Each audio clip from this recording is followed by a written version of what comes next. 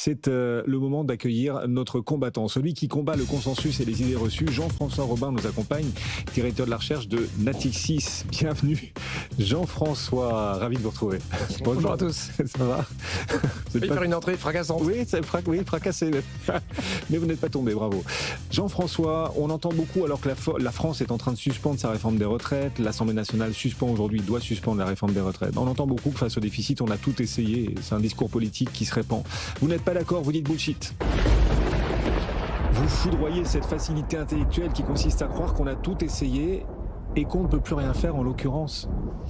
Oui, moi ce qui me frappe dans ce débat, c'est l'absence totale de questions sur le côté dépenses du déficit. Le déficit, c'est la différence entre des recettes et des dépenses. Et ce qui me frappe quand même, c'est l'évolution phénoménale du côté dépenses qu'on n'attaque pas du tout. En 2025, on va avoir zéro effort sur les dépenses et on va avoir augmenté les recettes de 25 milliards. Donc les impôts vont augmenter. Mais si on se prolonge un petit peu de la tendance, faut quand même qu'on ait tous un peu en tête les chiffres. En 2000, les dépenses publiques, c'était 760 milliards. On va être à plus de 1700 milliards cette année. Donc, on a des dépenses publiques qui explosent. Et en fait, on a une espèce d'addiction à la dépense publique qui fait que notre dépense publique augmente année après année beaucoup plus vite, finalement, que les recettes. Et la seule solution qu'on trouve en ce moment à l'Assemblée nationale, c'est de nouveau d'augmenter les impôts qui sont à niveau record. Et là aussi, il faut avoir un petit peu des chiffres en tête. La France, on est à 57% de dépenses publiques dans le PIB. C'est à peu près 7 points de plus que la moyenne de la zone euro. 3/4 des pays de la zone euro ont une part des dépenses publiques dans le PIB inférieure à 50%. Donc on est les seuls un petit peu à être là-dedans. Et les 11 points de hausse de dépenses publiques françaises depuis 1975, devinez d'où ça vient? Ça vient aux 3/4. Ils avaient 8,5 points qui vient des dépenses sociales et de ça, 40% les retraites. Donc on a quand même une espèce d'addiction à la dépense publique qui est quand même assez frappante. Et on parle d'augmenter les impôts. On parle de 50 milliards sur les entreprises cette année. Absolument pas de la baisse des recettes. Regardez la sécurité sociale, 730 milliards de dépenses. On ne fait qu'augmenter la CSG qui est déjà à des niveaux. On impose 2,5 points de plus le capital que le reste de la zone euro.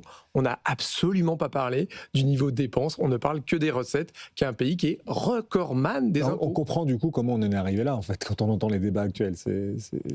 C'est un peu hallucinant. C'est ce qui me frappe, moi, c'est cette espèce de chose un peu transpartisane, quoi. C'est-à-dire qu'on dit, tiens... c'est une somme de renoncement, en fait. C'est une somme de renoncement, pour donner des petits chiffres, quand même. Macron, il va faire 15 points de dette de PIB de plus, quoi.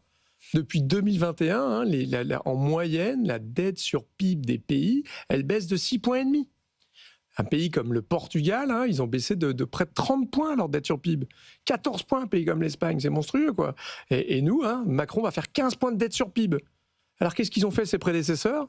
C'est ça qui est quand même rigolo. François Hollande, en un mandat, il fait 9 points de dette sur PIB, mais lui, il n'a pas eu la crise du Covid à gérer, etc. Sarkozy, grand gérant, 25 points de dette sur PIB en plus lors de son mandat. Il a eu la crise Lehman, lui. Et lui, il a eu la grande crise financière. On peut pas, mais très très loin d'un Mitterrand, 30 points de dette sur PIB, 12 points pour M. Chirac. Vous voyez, c'est un truc complètement transpartisan. Personne ne se pose la question à quel moment il va falloir arrêter cette gabegie, quoi. Julien. Ouais, pour le coup, Mitterrand, il n'avait pas le Covid, a priori. Non, mais alors par contre, la question à demi-milliard d'euros, c'est comment on fait pour réduire la dépense publique sans obérer ou trop obérer la croissance? Est-ce qu'on passe par les transferts de missions de l'État vers le privé? Comment est-ce qu'on peut faire?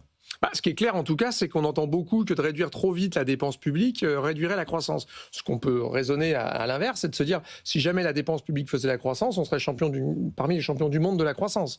Quand vous regardez ce qu'a fait typiquement l'Espagne, les chiffres que je citais juste avant, depuis 2021, 14 points de dette sur PIB de moins.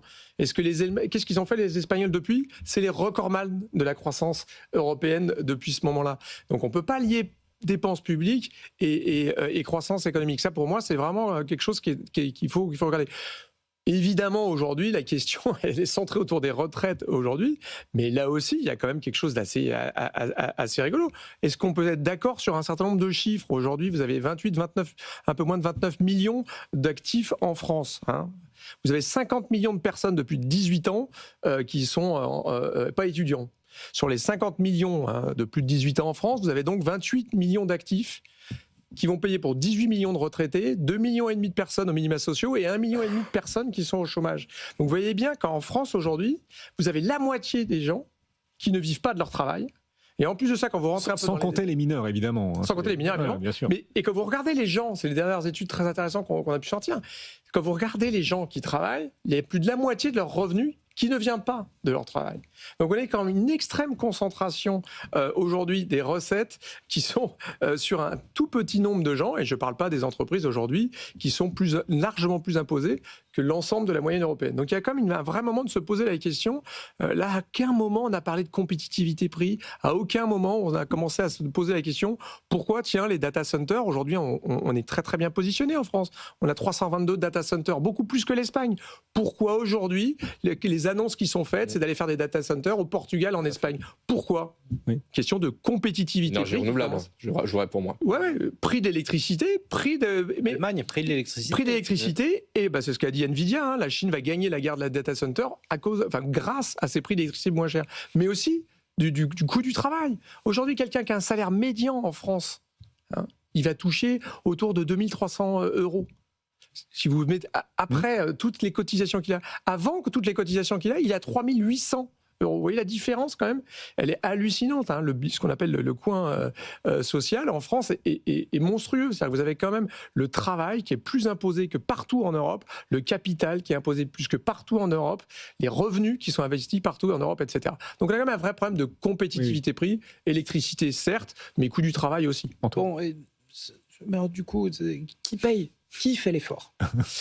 Qui fait l'effort? Je ne sais pas. En tout cas, ce qui est très clair, c'est que Antoine, ce sera toi. La priorité nationale française depuis maintenant des décennies, c'est les dépenses sociales. Hein, encore une fois, les 3/4 de la hausse de la dépense publique, c'est les dépenses sociales. 40%, c'est la retraite, avec quand même ces Français qui gagnent 3 mois d'espérance de vie tous les ans, qui avons la plus grande espérance de vie d'Europe. C'est encore vrai ça? Oui, bien qu'on sûr. apprenait à l'école. Bien sûr. Avec des gens aujourd'hui à 70 ans qui ont la même capacité cognitive que des gens d'il y a 55 ans, il y a 30 ans, etc., etc.